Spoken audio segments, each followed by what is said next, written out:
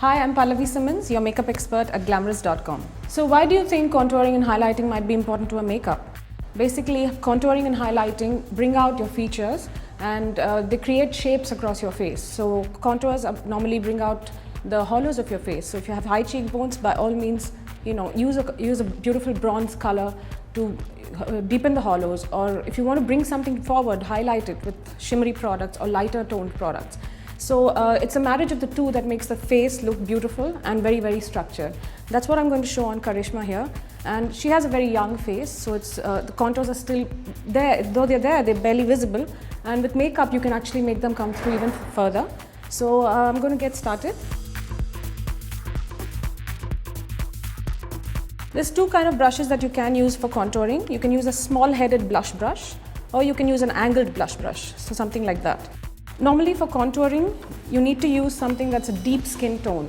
So I'm using a matte bronze color. It's a mineralized skin finish product by MAC. It's a deep dark. So start from the middle of the ear and almost to the middle of where your eyeball would be if you looked straight. And just right under the cheekbone. So you're not using it on the cheek.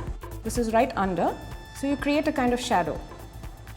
You can also use it in the hollow right here at the temple and along your jawline. What this will do is it will shape the bone structure. It will reshape your bone structure.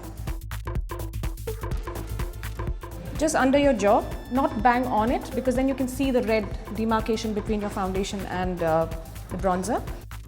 Make sure that when you're working close to the sides of your face, you blend the color off into the hairline. And you can work it along the grooves of your neck as well, the little hollows right here. Another great thing that contouring does is, normally when you have large foreheads, you can use contouring to minimize. So if you're conscious of your forehead or your jawline and you want to minimize, you darken the areas that you want to minimize.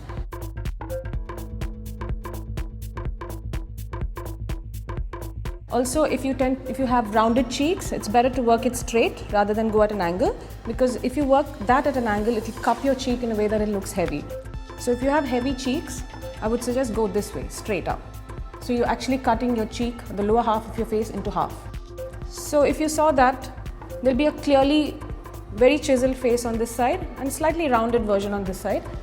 I'm just going to repeat it on the other side. Same thing, work into your hairline and along the cheekbone in the hollow, along the jawline and underneath. Just make sure it's well blended. Now to go into the second stage of this makeup. Once you've contoured, you also want to bring back to the fore the features that you want to highlight. So that would be the roundness of your cheeks, the soft roundness of your cheeks. Okay, most people are under the impression that if you want to use a bronzer the right way, you suck in your cheeks. But you actually may lose proportion of your face if you did that. So it's not recommended for everybody. I would suggest simply use a bronzer from the middle of the ear, softly blending it out to almost the middle of your cheek.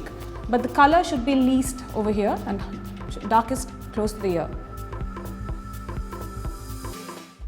Now I'm going to proceed to the highlighting, which is exactly the opposite of contouring. At contouring, you're shaping the face, and highlighting, you're actually rounding the face off. So where do you put a highlighter? Normally, after doing this, you want the cheeks to reattain their roundness and their softness. So you simply have to use a highlighter just above this, on the high planes of your cheek. So you use a highlighter above the bronzer, not on the bronzer, but above. Softly blending it into your temples. And if you have brow bones that are very, very big, you can also put a dab of it on the brow bone. Just make sure that you don't go too far in with your highlighter, because then it tends to make your face look oily rather than shimmery. So put a good concentrated amount here. And if you can see what it does, it immediately softens the contour that you created. I just simply repeat on the other side. So once you pick up your cheekbones, now the trick is in blending. Now you can see those two definite marks. Well, that's the highlights on the cheeks, as you can see. You can also highlight other planes of your face, like your brow bones. When you're highlighting your brows, just remember not to bring the product too far in, because that's not normally where light falls on your brow bone. Just the peak right here. under your arch and sweep it outwards. And when choosing a highlighter, make sure that it's not too far apart from the color of your skin. So you can choose a soft bronze or a soft gold, beige, champagne if you're light skin to medium skin. You can go darker bronze if you're a darker skin tone person.